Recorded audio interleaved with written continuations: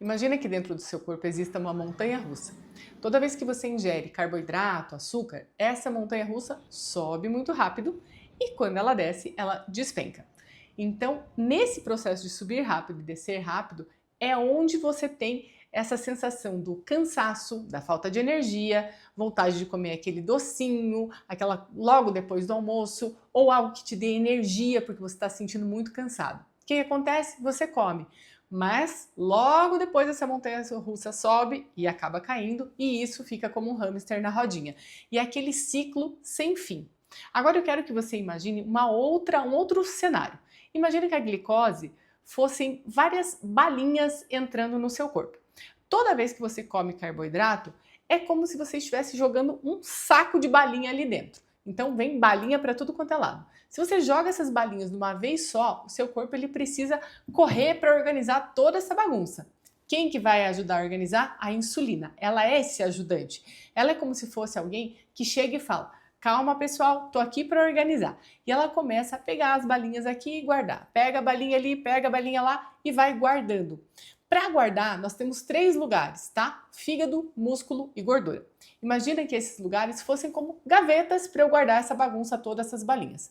O fígado é uma gavetinha pequena. O músculo também, não vai caber muita balinha ali dentro. Mas adivinha qual gaveta é maior? Adivinhou.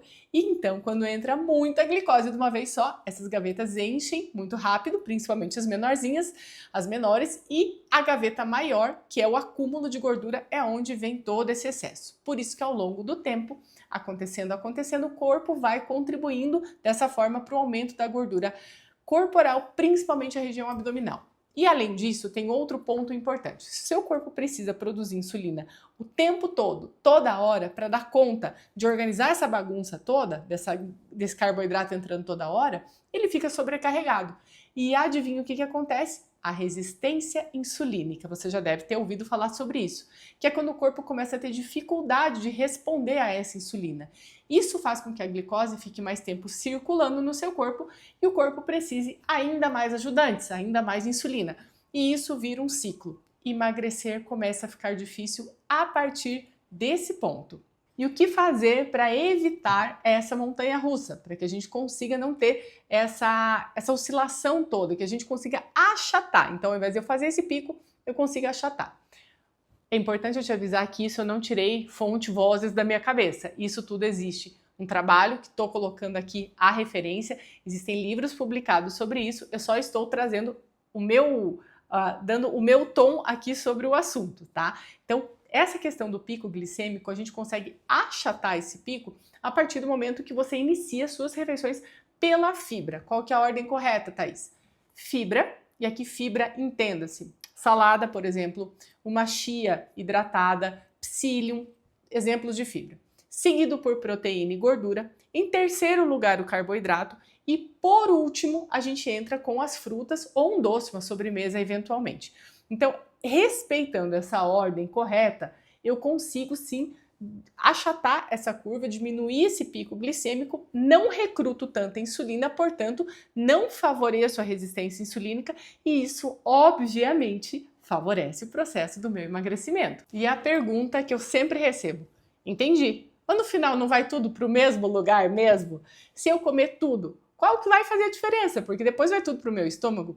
Essa é a dúvida de ouro que todas as pessoas têm. Pessoas, meus pacientes, meus alunos, enfim, todo mundo tem essa dúvida. E sim, óbvio, vai todo mundo para o mesmo lugar. Mas o problema não é o lugar. O problema é a forma e a velocidade com que isso acontece. Eu vou te explicar fazendo uma analogia. Pensa um trânsito, tá? Todos os carros vão chegar ao mesmo tempo. Numa avenida pequena, por exemplo, o que aconteceria? Travaria tudo. Fica tudo congestionado. Agora imagine se esses carros se revezassem e chegassem aos poucos. O trânsito flui melhor, os carros conseguem andar, não gera aquele caos todo. E é exatamente isso que acontece dentro do seu e do meu corpo. Quando você começa a refeição pelo carboidrato, é todo mundo entrando na avenida ao mesmo tempo. Todos os carros, enfim, congestionou e vira aquele bololô. A glicose sobe muito rápido, a insulina precisa agir muito rápido e isso gera aquele pico e aquela bagunça toda. E segue seguido da queda. Agora, quando você muda a ordem com que você se alimenta, tudo muda.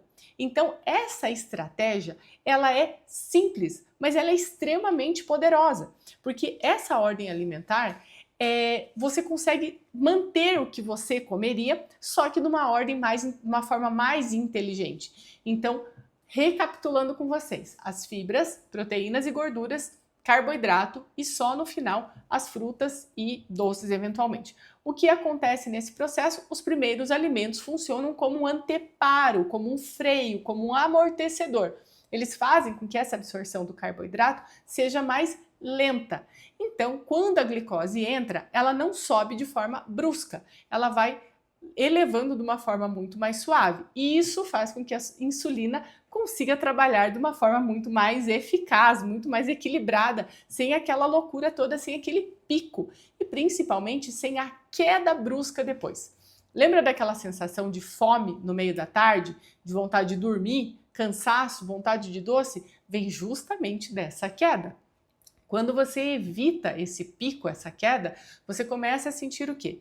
Você se sente mais energizado ao longo do dia, você sente menos fome fora de hora, parece que você consegue controlar mais, a vontade de doce ela diminui abruptamente, você se sente mais no controle e é óbvio que isso vai repercutir no seu processo de emagrecimento.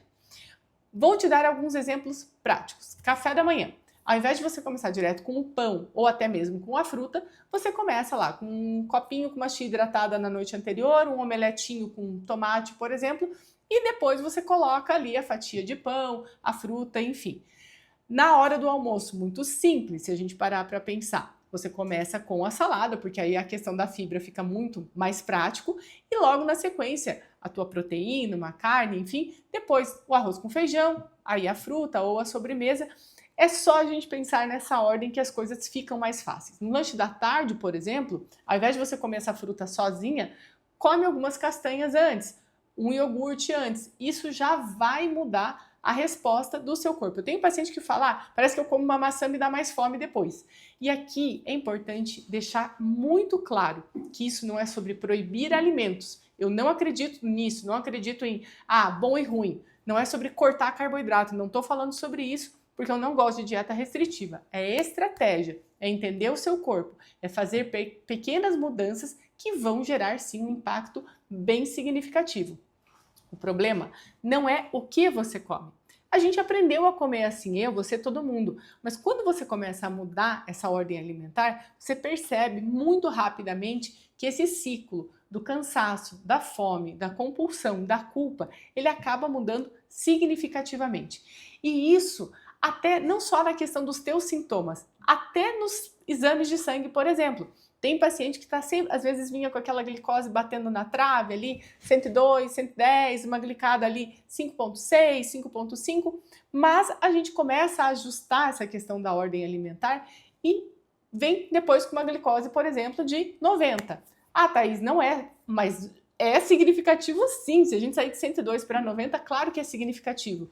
Outra coisa também que é muito interessante, se a gente parar para pensar, depois dessa refeição, se você tiver a oportunidade, dá uma voltinha no meio lá na quadra, já vai absorvendo uma vitamina D, por exemplo, isso também acaba mobilizando mais. Então, essa questão da glicose, da gente começar com a fibra, seguindo da proteína e da gordura, depois indo para o carboidrato e por último a fruta ou o doce, acaba dando uma diferença significativa a médio e longo prazo. Se você gostou desse conteúdo, se fez sentido para você, se inscreve no canal. Semanalmente eu estou aqui trazendo sugestões, exemplos, receitas, enfim, todo um conhecimento para que você consiga aplicar de forma fácil, direta, no seu dia a dia e que você consiga ter benefícios com isso, pensando nesse emagrecimento saudável, sustentável e principalmente possível, porque eu volto a falar, não acredito em nada que seja restritivo.